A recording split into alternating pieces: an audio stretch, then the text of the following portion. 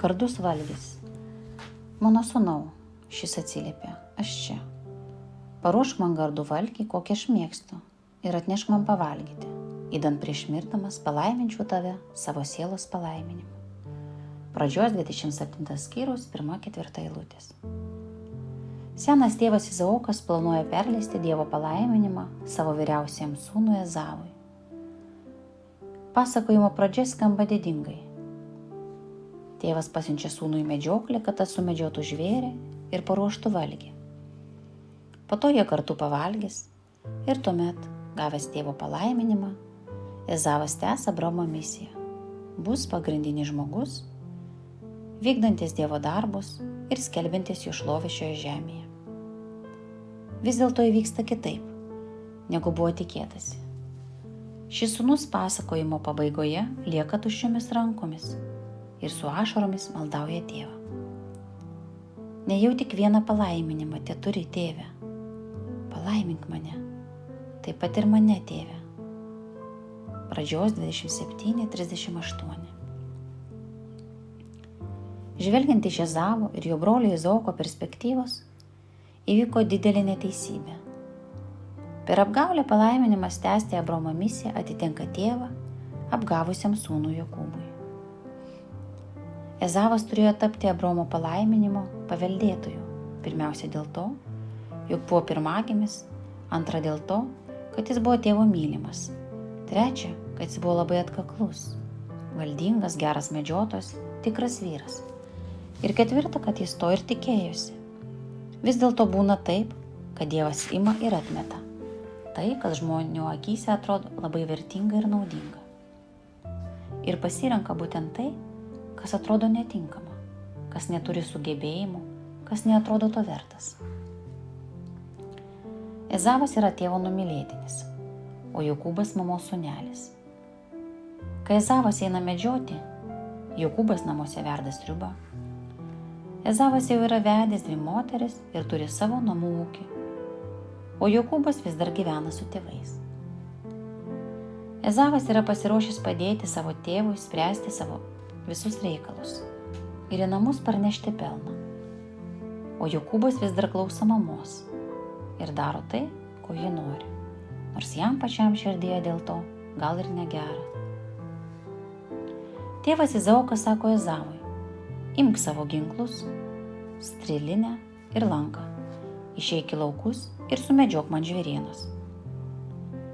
Mama Rebeka Jokūbui sako, mano sūnau, paklausyk mano žodžio ir daryk, ką tau liepiu.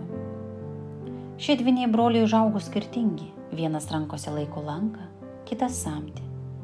Vienas gyvena laukuose, kitas palapinėje. Vienas stiprus ir drąsus, kitas paklusnus ir baikštus. Skaitant apie tai, sveikas protas mums sako, jog Ezavas yra tinkamesnis nei Jokūbas gauti Abraomo palaiminimą. Mes kaip ir Ezavas galime galvoti, būsiu stiprus, dirbsiu, turėsiu ryšių su įtakingais žmonėmis ir juos vertinsiu, pasieksiu viską, kas man priklauso, darysiu tai, ką noriu ir Dievas bus su manimi. Mes turime savo planų, savo priemonėmis pasiekėme reikalingų rezultatų, į juos šiek tiek įsileidžiame Dievą ir galvojame, jog tai bus gerai. Rebeka šiame pasakojime yra pagrindinė veikėja, pakreipusi tėvo palaiminimą kita vaga. Skaitant atrodo, jog Ezavas, būdamas tėvo sūnus, stengdamasis tapti tikrų vyrų, nuvertino motiną, ignoravo jos požiūrį ir pateko į jos nemalonę. Ezavas Rebekai taip pat yra sūnus, tačiau ji nusprendė apgauti savo vyrą, jog Dievo palaiminimas tektų ne Ezavui, bet Jokūbui. Manau, jog daugiau nei perdėta meilė Jokūbui lėmė Rebekos nusivylimą Ezavu.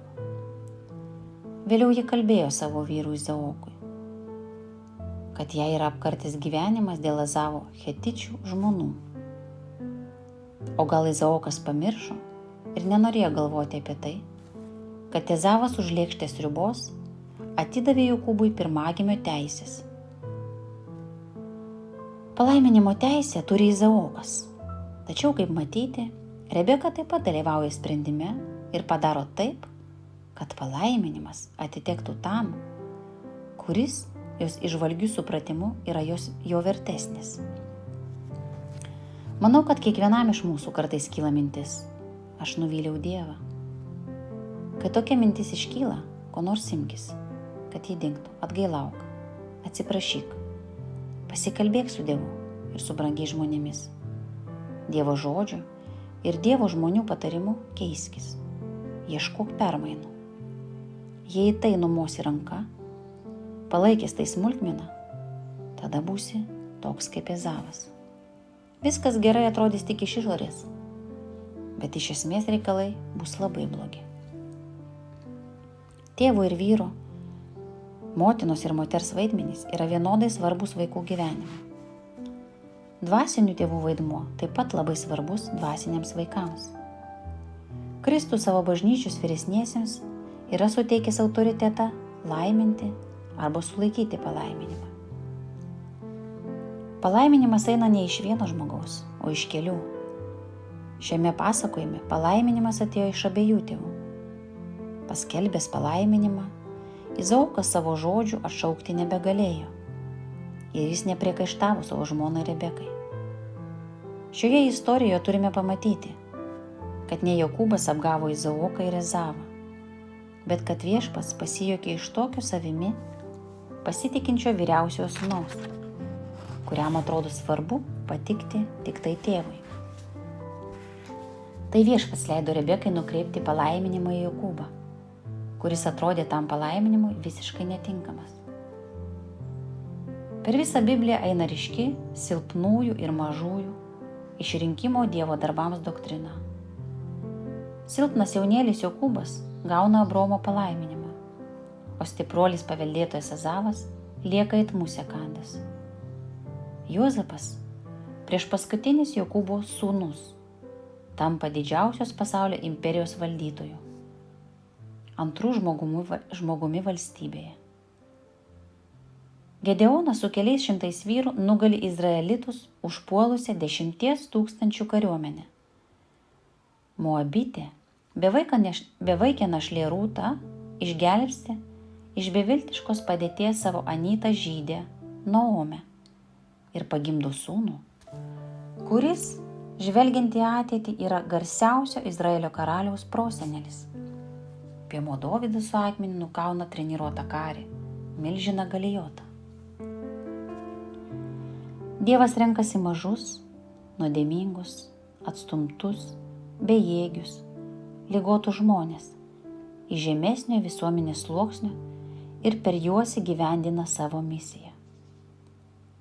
Apaštalas Paulius rašo mums, primindamas: bet Dievas pasirinko, kas pasauliui kvaila, kad sugėdintų išminčius. Dievas pasirinko, kas pasauliui silpna, kad sugėdintų galiūnus.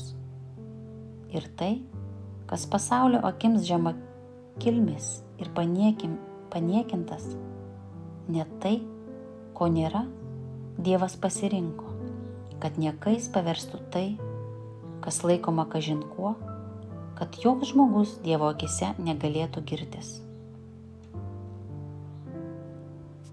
Korintiečiams 1, 27-29 eilutės. Prie Izaoko palaiminimo stalo savimi pasitinkintis galiūnas Ezavas patyrė Dievo atstumimą. Kol jis medžiojo žvėris, su tėvu papietavo Jokūbas. Dievas jo nepasirinko, nors tam Abraomo palaiminimui jis turėjo paveldėjimo teisę. Jam negalėjo padėti net ir mylintis tėvas Izaokas. Bažnyčia šlovinti Dievą renkasi sekmadieniais. Tai stalas, prie kurio Viešpats mus kviečia būti su juo. Žinau, kad gyvenimas yra pilnas reikalų, kurie atrodo svarbesni už buvimą prie tėvo stalo. Bet yra ir pavojus, kad nutolęs nuo tėvo stalo ir rūpindamasi savo reikalais, medžiodamas savo grobį, netyčia imsi ir pavėluosi gauti palaiminimą, kurį tau buvo numatęs Viešpats. Šį pasaulį valdo ne materija, ne šiurkšti jėga ir ne pinigai, nors kurį laiką taip ir atrodo. Šį pasaulį valdo Dievas. Jis, kaip raštas sako, atskiria šviesą nuo tamsos, grūdus nuo pelų, avis nuo ožių, teisiuosius nuo neteisiųjų, šventuosius nuo nusidėjėlių. Jo atskirimas stebina ir šokiruoja, tačiau tai yra jo valia. Draugas misionierius kartą parodė nuotrauką, kurie buvo du broliai Kartvelai, gruzinai. Nors užaugo toje pačioje šeimoje, jų keliai radikaliai išsiskyrė. Vienas iš jų, Tarhanas Batirašvilis, dar žinomas kaip Omaras Čečėnas, buvo tapęs Islamo valstybės kariuomenės vadu. Kitas brolis Termuras Catiešvilis, Rustavelio krikščionių bažnyčios pastorius. Vienas brolis yra kietas karo vyras, buvęs karininkas, kariavęs Rusijos ir Sakartvelo kare, apmokytas amerikiečių, tačiau patikėjęs radikalaus islamo ideologiją, jai tarnauja sėdamas siaubą ir mirtį. O kitas brolis, patikėjęs Kristumi, tarnauja jam, skelbdamas žmonėms laisvę Evangelijos žodžiu. Tokie visiškai skirtingi pasirinkimai be abejo yra dvasinės prigimties, bet nešaltai apskaičiuoti. Kita vertus, viskas prasideda nuo dabar, nuo šios minutės, nuo dabartinio sprendimo. Ar nori gyventi vykdydamas Dievo misiją, ar įgyvendindamas žmogiškus siekius? Klausimas apmąstymui. Dievo palaiminimas nėra mano vieno asmeninis reikalas. Palaiminimas teikiamas daugelio labui. Kaip aš gyvenu su tuo palaiminimu? Kaip aš galiu padėti savo artimui veikti, tarnauti su jam ar jai duotų palaiminimu? Malda. Palaimink mane, Viešpatie, kad įgyvendinčiau tavo sumanimą ir tavo valią. Palaimink mane nešti gerąją naujieną, kad atskleisčiau ją žmonėms.